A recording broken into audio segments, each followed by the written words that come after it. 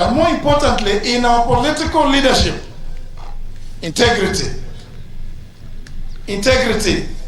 Maendeleo Chap party leader and presidential aspirant Alfred Mutua called on political leaders to show their scorecard to Kenyans so that they can be elected on that basis.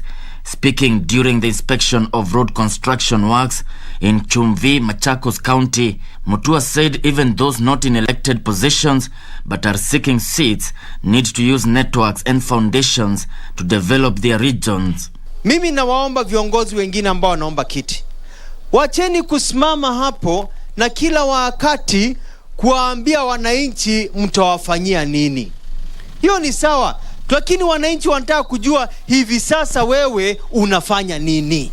Meanwhile, NAK Kenya party leader Martha Karua has denied any interest in being a presidential running mate. Speaking in Kerugoya, Kirinyaga County, Karua said she has not been approached by any presidential candidate requesting her to be a deputy. Karua insists her main interest is Kirinyaga gubernatorial race. It's a seat dependent on the whims and mercy of the person who is the candidate, isn't it? Yeah. And it's a seat where people are not nominated until May of next year. And I can tell you standing here, nobody has requested me to be their deputy. Kevin Washira, Legends Edition. Pastoralists, communities in Isiolo County have been urged to brace for hard times ahead as weather forecasters predict a delay in the seasonal October to December rains. Isiolo County Director of the Meteorological Department, John Nguyo, who launched a food aid relief program in the region, cautioned against over-reliance on food aid, calling on locals to embrace sustainable agriculture.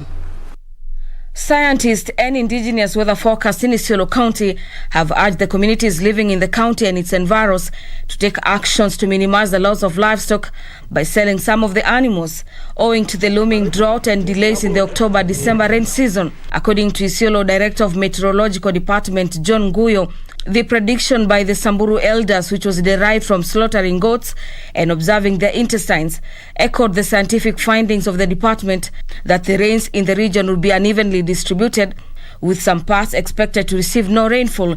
Advise the communities wakati mwingine wawe on lookout, wawe waangalifu, kwa sababu hata wakati hakuna mvua kuna wakati kuna kuwaga na hiyo flash flood. Mambo ya mawingu tunaangalia, mambo ya nyota tunaangalia, tunachinja mbuzi tunaangalia mara, na tukaona tuko na uoga ya maybe mali yetu itakwisha. Tuko uoga. A situation that could worsen the already dire situation. During the launch of the food relief program in the region, the community was cautioned against over-reliance on livestock, with the government agencies teaming up with non-state actors to promote sustainable agriculture. So as pastoralists, we should emphasize on diversification. Tuache mambo ya ng'ombe peke yake, tuende mambo pia ya kidogo ya mambo ingine ambayo yanasaidia sisi wakati wa jelali. The collaboration between the indigenous weather forecast and the Kenya Meteorological Department is aimed at increasing the community's uptake on weather-related information for purposes of prior and adequate preparation of disaster-related eventualities. Authorities in Ruiru, Kiambu County have impounded tens of sacks of contraband sugar believed to have been smuggled from Uganda. According to Ruiru Deputy County Commissioner Margaret Mbogwa, the sugar, which was stored in a warehouse in Githurai, had been disguised as animal feeds to perhaps escape the watchful eye of Kenyan authorities. Police say they were tipped off about a consignment of sugar which had been stored inside two warehouses in Githurai. Two suspects have been arrested and the sugar confiscated. Sukari nyingi sana ambayo tulijua ya kwamba imetoka Uganda na ikaingia ikiwa concealed na ama imefichwa ndani ya chakula cha ng'ombe. Ndio tumeingia hapa tukapata hiyo sukari. Kwa sasa hatuwezi sema ni kiwango gani manake tunaendelea kuhesabu. Ruiru Deputy County Commissioner Margaret Mbogwa says the sugar, which was concealed inside animal feed, packaged, had been smuggled into the country from Uganda. Meanwhile, a father in Busia has been arrested in connection with the death of his son. Leonardo Jambo is said to have killed his 17-year-old son in Nabisiongo village in Matayo sub-county for stealing trees from his cart, leading to his death. Family members say the suspect is violent and a troublemaker in the village. Ningesema tu huyu Leonardo Jambo achukuliwe hatua na serikali ili aweze kupatiwa funzo kulingana na vitendo vyake, kwa sababu ni vitendo vibaya. Ni kama walikuwa na ugomvi fulani na mtoto. Sasa penye imefikia ni serikali tusaidie. But neighbors say the father went far and instead should have allowed authorities to handle the matter and now want the government to take action against the father. For Legends Edition, I'm Sarafina Robbie. Kenya has recorded 129 new cases of COVID-19 from 5,110 samples tested in the last 24 hours. The new figures are representative of a 2.5% positivity rate. Total confirmed positive cases are 252,628, while cumulative tests so far conducted are slightly over 2.6 million. 6 more deaths have been recorded, bringing the fatalities to 5,255. 5 are late deaths reported after conducting facility record audits in the months of August and October 2021. As of October 22nd, 2021, a total of 4.9 million vaccines had so far been administered across the country.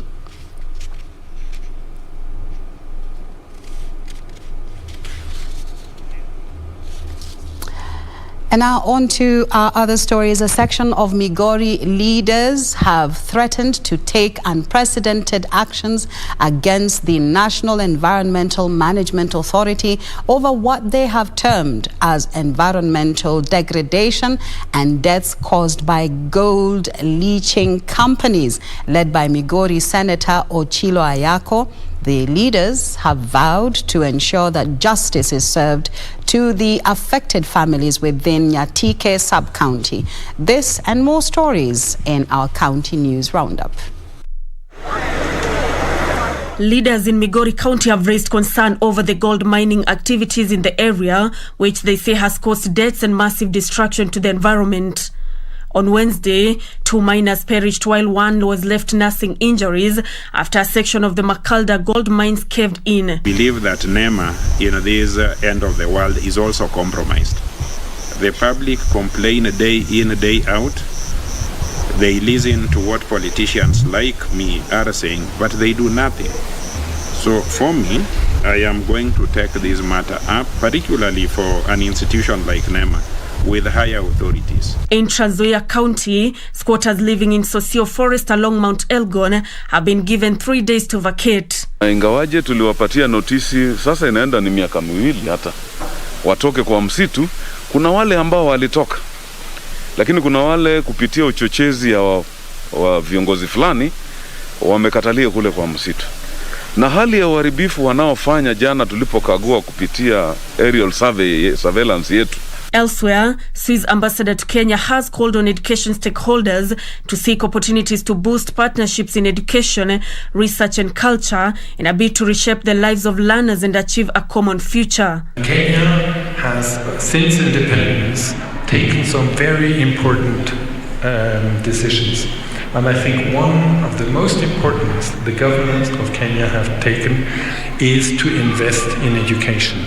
Now we have an institution that is growing to become an international institution that is going to model excellence, the Montessori model in the ECD, the excellence in terms of hygiene and cleanliness and discipline. He spoke even as fish farmers in at least 15 counties across the country received assorted inputs and equipments from the national government to support extension services. The support is among the program's interventions.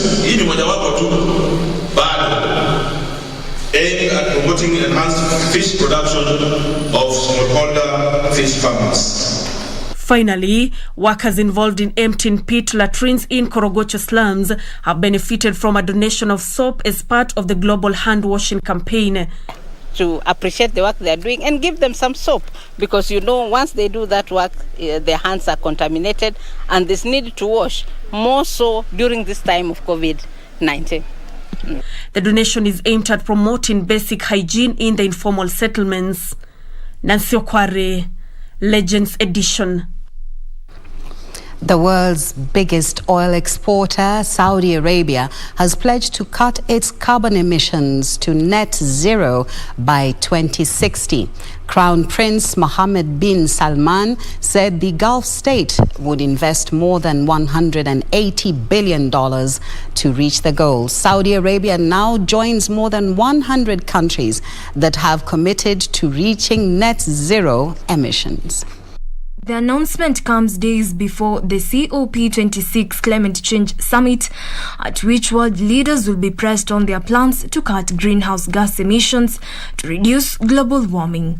While China and Russia have plans to reach net zero by 2060, other countries including the US, the UK and Saudi Arabia's neighbor, the United Arab Emirates, aim to achieve the goal 10 years earlier. Saudi Arabia's move does make a shift for the world's 10th largest emitter of carbon dioxide. It has long resisted calls to cut its investments in fossil fuels. Jacqueline Masharia for Legends Edition.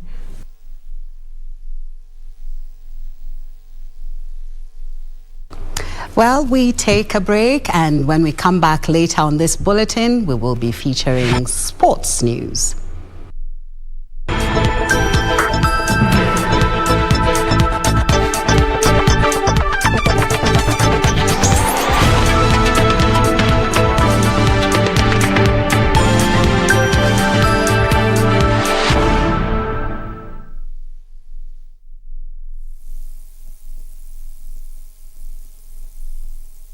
Ili kupata skiza tune hii ya amani, bonyeza *811*962#. Bado kuna watu wema na wabaya. Mtu yeyote hujichagulia hali ya kuishi na wengine. Kama huwezi ishi kwa amani na wengine, usiwasumbue.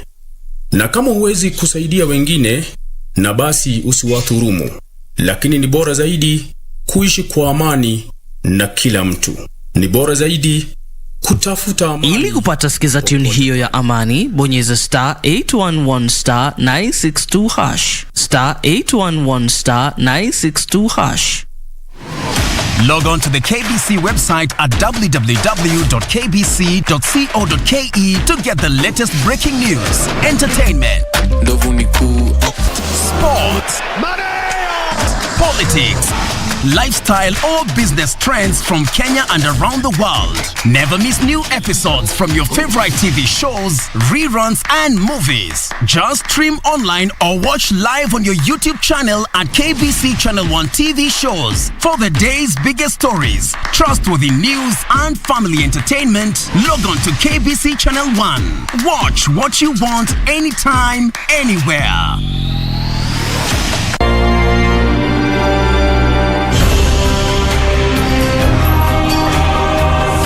Hers was the face I saw above my cradle, the only mother I've ever known. But my feet are set upon a road that I must follow. I will teach thee. Men shall be ruled by law, not by the will of other men. Slaves are mine. My people go. I know not his God, neither will I let his people go. You have not obeyed the Lord. This night, the Lord our God will deliver us from the bondage of Egypt.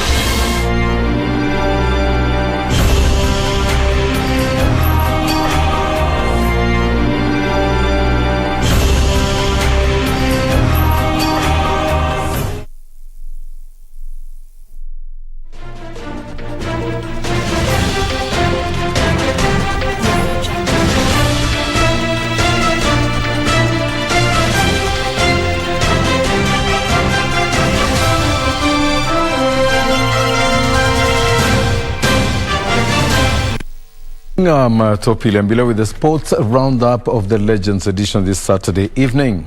And ladies and gentlemen, we've got a bumper show for you this evening with quite a number of stories. And in the highlights tonight, we've got the burial of Agnes Tirop, the Starlets through to the second round, and the swimming gala. Now, fallen 5,000-meter athlete Agnes Tirop was on Saturday laid to rest in a sorrowful ceremony in her parents' home in Kapsnyamisa village, Mosoriot, Nandi County. Ministry of Sports and Athletics Kenya officials, as well as hundreds of athletes, turned up to pay their last respects to the world beater, who was found dead in her house in Iten, Elgeyo Marakwet County on October the 13th. The final send-off ceremony for the former 5,000 meters gold medalist Agnes Tirop was held today at St. Michael's Academy, Nyamisa Primary School grounds in Nandi County. Ministry of Sports and Athletics Kenya officials, as well as hundreds of athletes, turned up to pay their last respects for the former world cross-country champion, who was found dead in her house in Iten, Elgeyo Marakwet on 13th of October this year. Sports Cabinet Secretary Amina Mohamed thanked President Uhuru Kenyatta for ordering thorough investigation into the athlete's death. In addition, Athletics Kenya President Jackson Tuwei called for the transfer of all the slain athletes' properties to her parents. I would like, on behalf of Athletics Kenya, to thank His Excellency the President, Uhuru Kenyatta, for giving a very strong directive immediately she heard what happened to Agnes. She gave a very strong directive which has been followed fully, and I want to thank those who took the responsibility of investigating what happened. During her career, Tirop had success as both a junior, winning 5,000 meters bronze at World Championship in 2012 and 2014, and as a senior, winning the World Cross Country Championship in 2015. In August, she finished 4th in the 5,000 meters finals at the Tokyo Olympics, and in 2017 and 2019, she won the 10,000 meters bronze at the World Athletics Championships. In September, she broke the women's only 10 kilometers road race record by 28 seconds in Germany, setting a new time of 30 minutes and 1 second. Daniel Mwendwa, Sports. May her soul rest in peace. The national women's soccer Harambee Stars trounced South Sudan 7-1 in a one-sided match played at the Nyayo National Stadium to advance to the second round of the Africa Women's Cup of Nations qualifiers. Harambee Stars humbled Bright Starlets of South Sudan 8-0 in the first leg in Sudan, in Egypt. The script was the same in the second leg as Charles Okere's side controlled proceedings from the onset. Starlets scored 7 past South Sudan to book a ticket to the second round. Harambee Starlets humbled Bright Starlets of South Sudan 8-0 in the first leg, courtesy of goals from Ulinzi Starlets striker Nedi Atieno, Mwana Halima Adam and Gentry Shikangwa.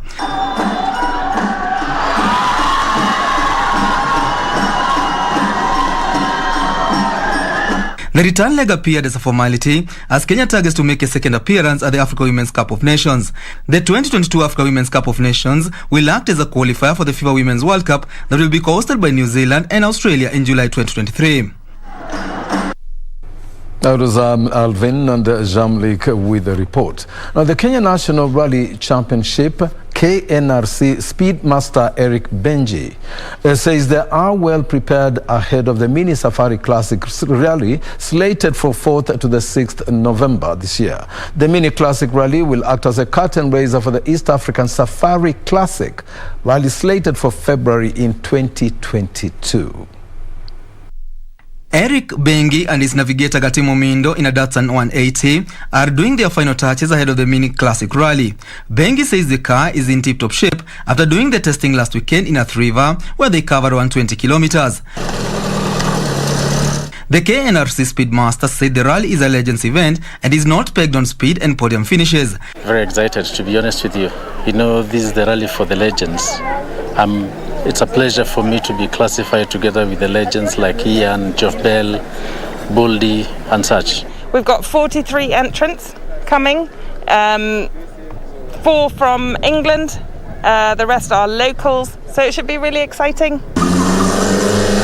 The mini classic rally has attracted 43 participants, among them top drivers Baldev Chaga, Raj Barij, Ian Duncan, Aslam Khan, and former East Africa Classic Rally champion Geoff Bell.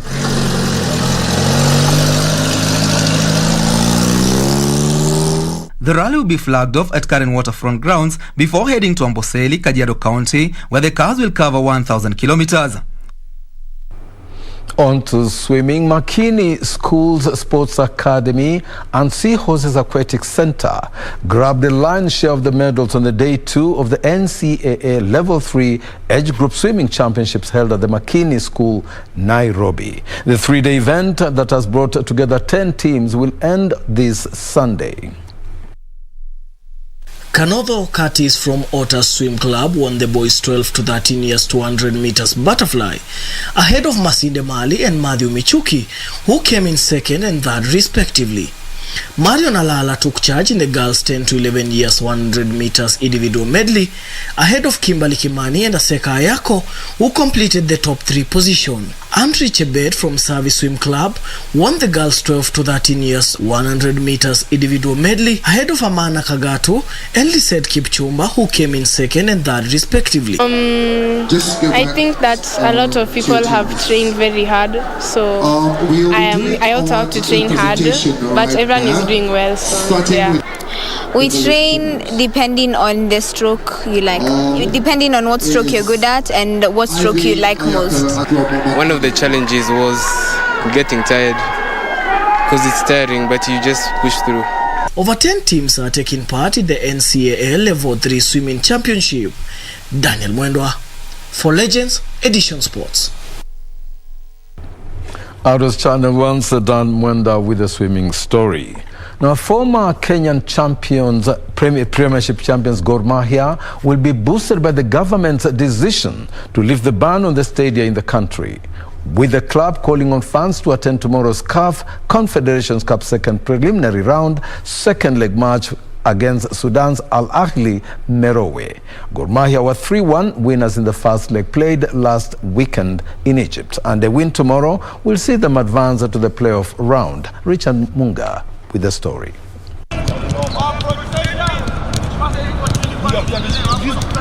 Gor Mahia held their last training session today morning at Nyayo Stadium in preparation for tomorrow's CAF Confederations Cup second preliminary round second leg match against Sudan Al Ahli Merowe. Well, there's not many changes I can make because we've only got 16 players available for the CAF game. So it's likely to be very similar lineup to what it was in Egypt. Expectations of the game, I want us to go and win it. There's no room for any complacency. We have to enter the game. It's 0-0 and we need to go and win it. The sooner we can maybe get a goal, the better in the game. We're not going to sit back and sit on the 3-1. We have to go after them. In the first leg match played last week, Kogalo completed a second half comeback to defeat the Sudan side 3-1 at the New Suez Stadium in Egypt. Fight concede, hiyo ndio kitu tuna hope kesho. Hiyo tu ndio kitu ya maana. Concede, then tutafute early goals. Nasema tu team ni concentration na keep our heads high juu hatujamaliza kazi, tunakuja kumaliza kazi kesho hapa, na I think qualify to the next one. Gor will hope to continue their good form in the recent days where they managed a 1-0 win over their arch rivals AFC Leopards, their 31st victory in the Mashemeji Derby. The former champions' chances of a win tomorrow have been boosted significantly after the Ministry of Sports today announced that fans will be allowed back into the stadium for the first time since last year, when they were banned from sporting facilities by the government in order to curb the spread of COVID-19. Meanwhile, Kenyan champions Tusker FC were knocked out of the CAF Champions League after losing 5-0 on aggregate to Egyptian giants Zamalek FC at Borj Al Arab Stadium. The Robots Matano coach side will now turn their attention to the CAF Confederation Cup, where they will be grouped alongside one of the winners on the ongoing first round. We take a short break, and when we get back, we shall have stories from the Handball League, the goal setters goalball feature, and a story the international scene from the NBA Lakers versus Suns. Don't go away.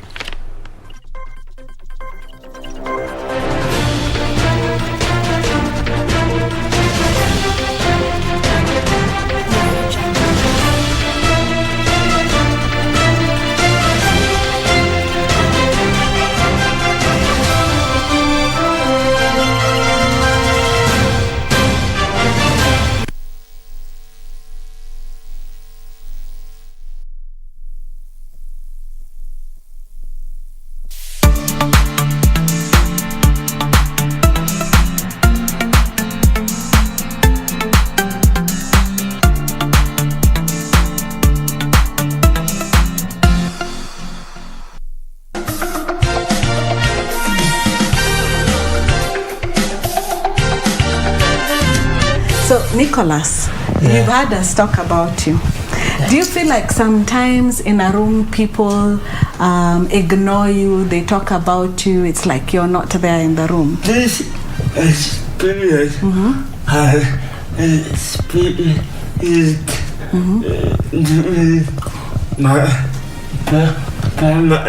yes. And do you sometimes go through that people in society reject him? Some people ignoring Nicholas, telling me, have you given your child drugs so that he can walk like this? Then you have to take time and answer that person.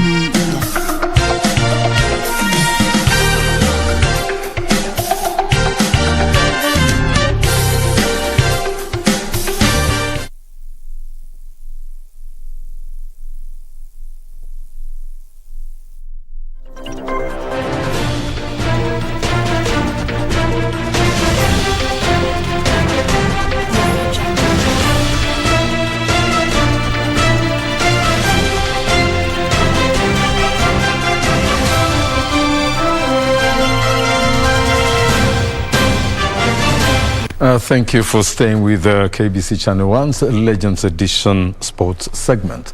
Well, the chase for the top 6 positions in the Kenya Handball League has intensified as the league nears the penultimate stage this season. In a highly charged match played out today, Buccaneers trounced Rangers 32-24 to enhance their chances of finishing the top 6 and qualify for the Super Cup. With less than 5 matches to go before the season ends, the race for the top 6 positions has taken shape. The remaining matches are crucial to some of the teams as they eye a top 6 finish to strengthen their chances of qualifying for the Super Cup.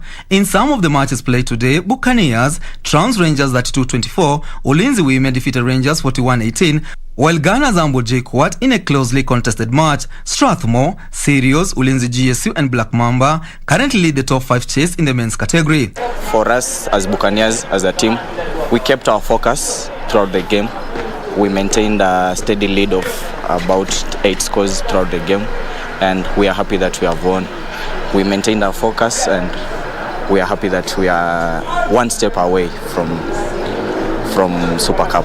In the ladies category, Nairobi Water leads the onslaught ahead of Sirius, Ulinzi, Nanyuki Ladies and Kenyatta University. The Kenya Sports Association for the Visually Impaired concluded their 2-day African goalball qualifiers yesterday with 6 men and 6 women players selected to represent Kenya in the Continental Showpiece set for December in Cape Coast, Ghana. The association hopes the Team Kenya will register positive results, with 3 men's and women's teams set to qualify for the 2022 IBSA Goalball World Championships in Hangzhou, China. It is a sport that has an arguably low following in the country, and despite years of Kenya participating in the African Goalball Championship, the Kenya Sports Association for the Visually Impaired is confident that the sport is growing in popularity in recent years. This sport, first of all, began in Germany after the Second World War. You know, it was a form of rehabilitation for the soldiers who had lost their sight during the Second World War. And so it started as a recreation sport, as an adapted volleyball. So it went on like that until later it was incorporated into the Paralympic sports fraternity. Paralympic sports movement.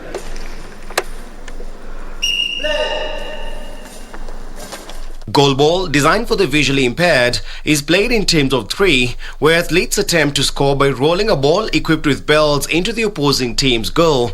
The sound of the bells attached to the ball guides defenders who use their bodies to block against these shots. Players are blindfolded, and then there's a period of silence so that they can orient each other on the positions to play, and that's why we follow those kind of regulations. Kenya athletes have taken part in the Africa Goalball Championship from as early as 2010, when the championship was held in Port Said, where Egypt finished 4th behind Algeria, Morocco and hosts Egypt.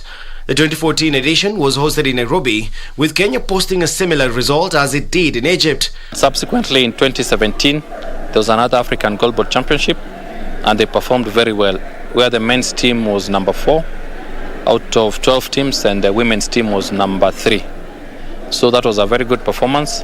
And now we look forward for this African Goalball Championship in Ghana, where we believe that our team is going to bring us a gold or a silver medal. 3 editions later, the Kenya Sports Association for the Visually Impaired believes the men's and women's teams will perform better in this year's edition that is set for Cape Coast, Ghana from December 6th to the 10th. I train students who have gone visually impaired later in life, and we take them through rehabilitation so that they can be able to accept the situation and gain skills to be able to move on with life.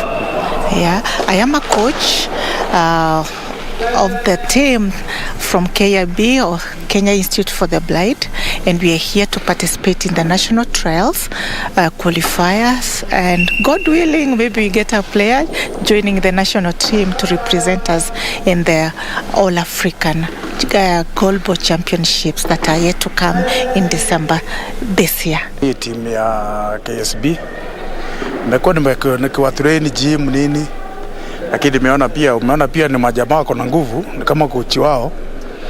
So tumeng'ang'ana, kulikuwa na challenges kidogo kwa sababu kuna nyako na injury, kama huyo alikuwa na injury ya mikono, kuna mwingine pia ako na injury ya magoti, lakini tumeng'ang'ana na tukawa tumeshinda. Algeria won gold in both the men's and women's events at last year's Africa Championships in Port Said, Egypt, booking their place at the Tokyo 2020 Paralympic Games. On the international scene, Chris Paul became the first player in NBA history to pair 20,000 points with 10,000 career assists as defending Western Conference champions Phoenix Suns registered a 115-105 victory over the winless Los Angeles Lakers. Meanwhile, the Brooklyn Nets earned their first win of the season following the 114-109 win over the Philadelphia 76ers. Munga with the story.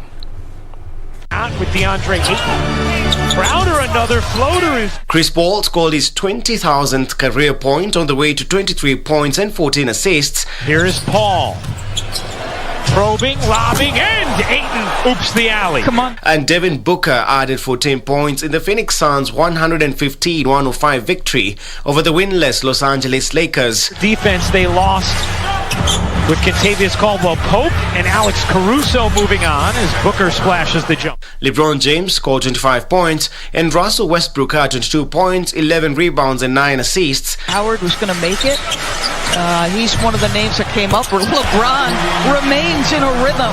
As the Lakers dropped to 0-2 so far in its reboot season, despite playing decently in the first and final quarters. The name of the game is to win ball games. But there's a process along with building something to become the team that you want to become. And I know it firsthand. I know, the shortcomings that happens throughout when you're trying to build something special, and it doesn't happen overnight. As much as you want it, you're going to get frustrated at times because you know what you're capable of, you know what the team can become capable of, but it just takes time, and we'll know when that time is. But right now we got to just continue to push. Davis had 22 points and 14 rebounds, and Carmelo Anthony added 16 points in a rematch of the first round playoff series last season, which was won by the Suns on their way to the NBA Finals. Here's a Seth Curry first shot of the night, goes in. In another match, Kevin Durant bagged 29 points, 15 rebounds and 12 assists. Area where Maxey has to improve. Nice lob, Harden and Claxton. Good connection there. 76. James Harden scored 20 points as the Brooklyn Nets beat the Philadelphia 76ers 114-109. Night in their first game in 19 minutes as Embiid knocks down his shot. The Nets were missing Kyrie Irving, who isn't with the team due to his refusal to get a COVID-19 vaccine. Ben Simmons sat out the home opener for personal reasons, and the Sixers do not know when the three-time All-Star will return. He's already got 4 points and 3 assists, and the lead is 11. And with that NBA story on the international scene, we wrap up the sports roundup this Saturday evening on the Legends edition. And we shall take a short break. And when we take a break, we get back to Catherine Kasavuli to wind up the show this evening. My name is Topi Liambila, and thanks for watching. Hope to see you again next Saturday for another Bamba edition of our sports roundup. Good evening.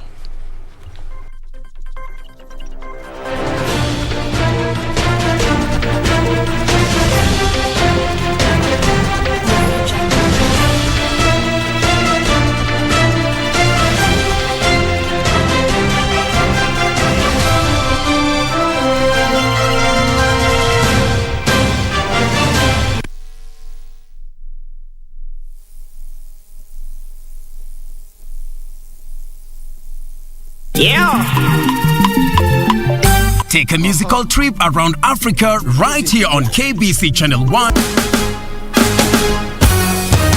Every Sunday from 2 to 3 p.m. on Afro Vibes. Because this is the hottest show right now.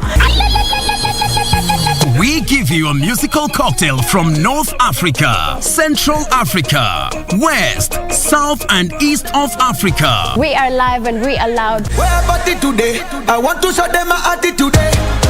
Your Sunday will never be the same again with DJ D and DJ Leo on Afro Vibes. Your musical passport to Africa. Allow me to enjoy myself. Allow me to enjoy myself. Allow me to enjoy myself.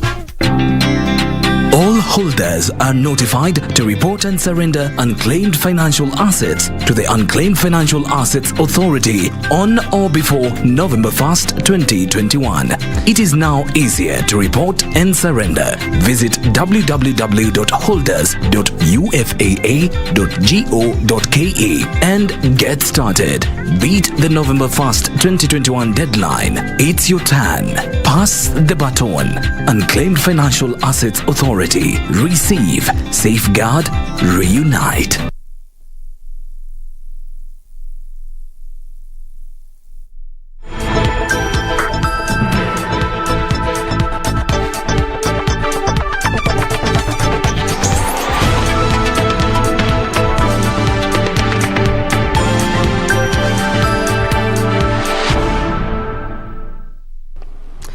Welcome back. Even with Kenya's 2010 constitution renaming Kenyatta Day as Mashujaa Day in order to incorporate modern day heroes, members of the Kapenguria Six continue to define the country's spirit of heroism. Gashoka Kingori drives down the memory lane of heroes of Kenya.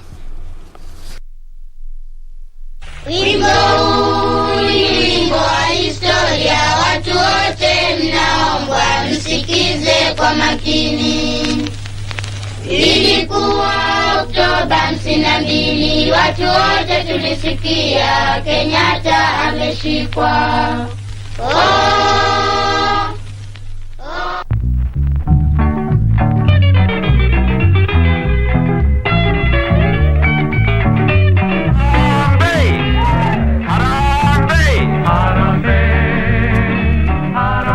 They are the six most influential leaders in the struggle for Kenya's independence. Jomo Kenyatta, Bildad Kagia, Kongo Karumba, Achieng' Oneko, Paul Ngei, and Fred Kubai. To redeem our country. The Kapenguria Six were the founding fathers of the Kenyan nation. Our main cause for struggle was to gain our land back. And the independence or self-government was only being used as a means of taking back our land. And without land, then everybody thought that we had been sold out. We're not concerned of robbing people of their property, no. But what we want to get is power, that is the government. We want to rule our country. The six were detained by the colonial government at Kapenguria, hence the tag Kapenguria Six. To preserve the history of the struggle for independence, the National Museums of Kenya rehabilitated this historic prison and opened it as a museum in 1993.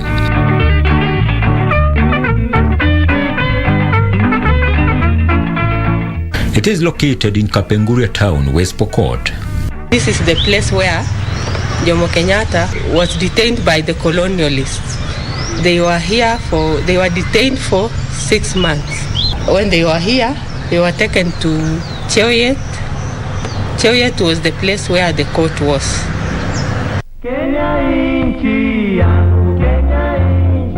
The Kapenguria Six are the reason why October 20th is the national holiday in Kenya.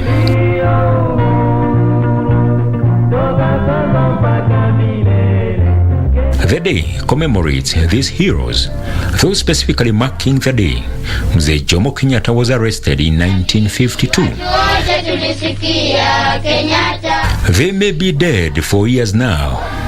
Karumba 47 years, Jomo 45, Kubai 25, Ngei 17, Kagia 16, and Oneko 14. But their combined legacy has refused to die, may never die. Even after Kenya's 2010 constitution renamed October 20th Mashujaa Day to incorporate more modern-day heroes, the Kapenguria Six continue to define the country's spirit of heroism. I believe that one day Kenya will be governed by a democratic government, representative and elected by the people. And by the people, I include anybody who decides to make Kenya his home. In how many years? Who accepts to be treated as an equal citizen with everybody else. Flashback to early 1950s, the agitation for the end of colonialism is on a high gear. Members of Mau Mau are taking the oath.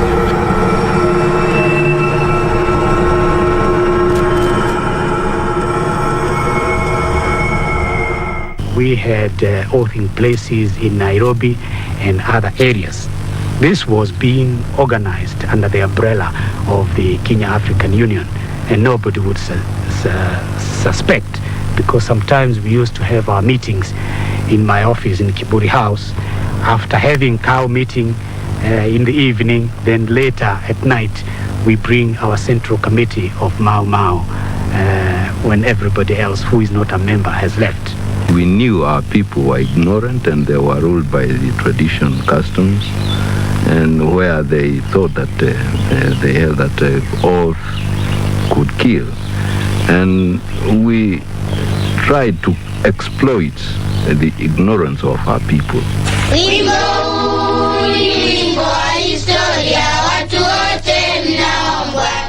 On October 20th, 1952, Jomo Kenyatta is arrested.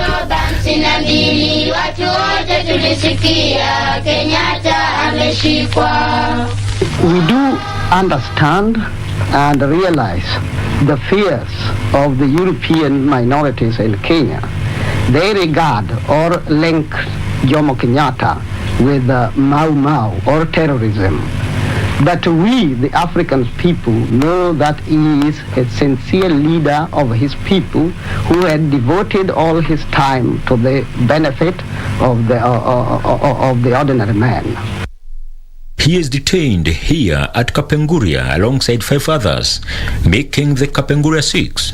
Why have a trial? We didn't want a trial. We thought it was a waste of time and it would only be publicity to Mau Mau, which a detention order would never have had. As it was, that trial went on for months and months and months. And so the people suddenly said, well, this chap must be a good chap. Now he's okay. He's been tried by the white people. They all thought that it's a rigged trial. And by God, it was.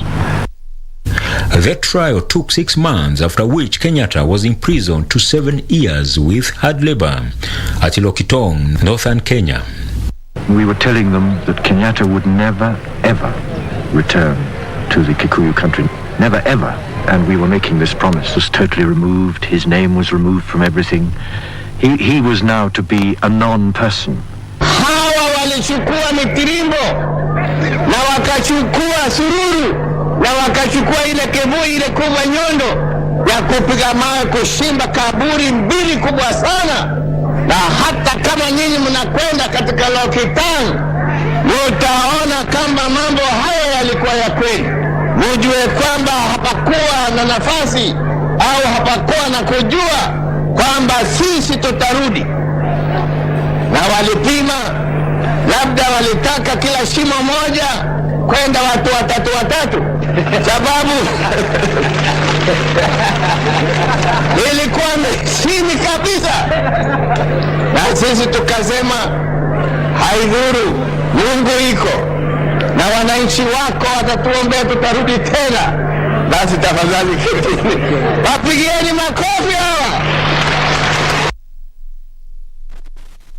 And as the clamor for independence continued, so did the Mau Mau casualties.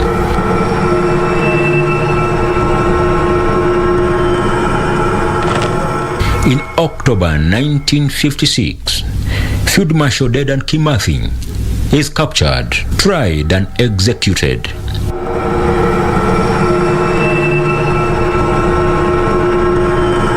About 11,000 Mau Mau fighters are said to have lost their lives to the cause. To avoid more Africa unrest, the colonial government increased more Kenyans in the government, but radicalism among Kikuus continued even in the isolation camps. Villagization removed the Kikuyu people from their farms into glorified concentration camps, where they were given 23-hour curfews, and as a battle measure, it was very effective. It stopped food supplies to the forest. From Lokitongs, Jomo Kenyatta was not set free even after serving 7 years. He was taken to an equally remote area in Samburu in 1960. I repeat and confirm that in my view, Jomo Kenyatta's release would be at present a danger to security.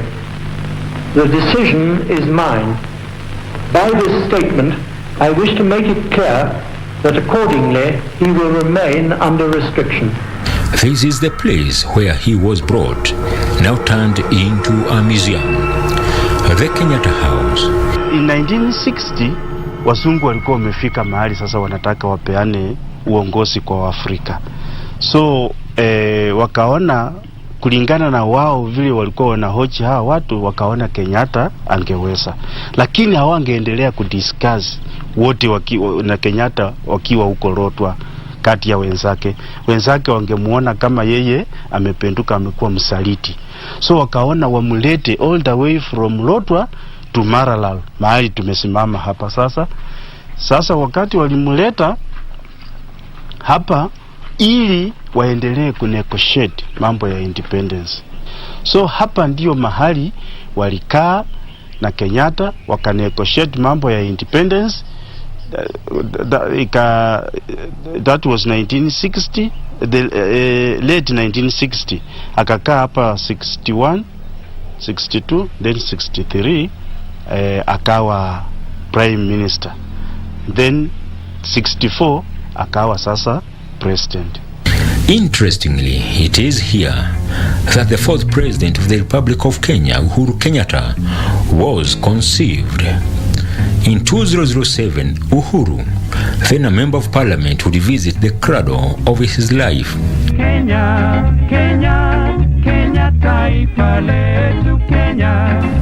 Will you press for the release of Jomo Kenyatta? Certainly, yes. How?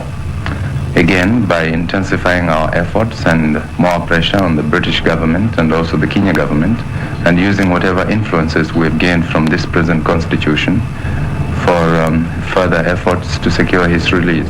August in 1961, and the colonial government gives in to pressure and releases Mzee Jomo Kenyatta. Kenya, Kenya, Kenya, taifa letu Kenya, Kenya, Kenya.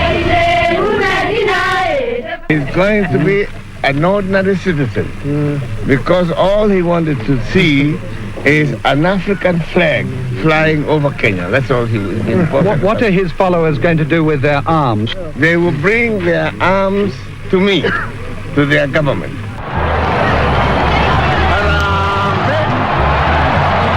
Geshoka Kingori, Legends Edition.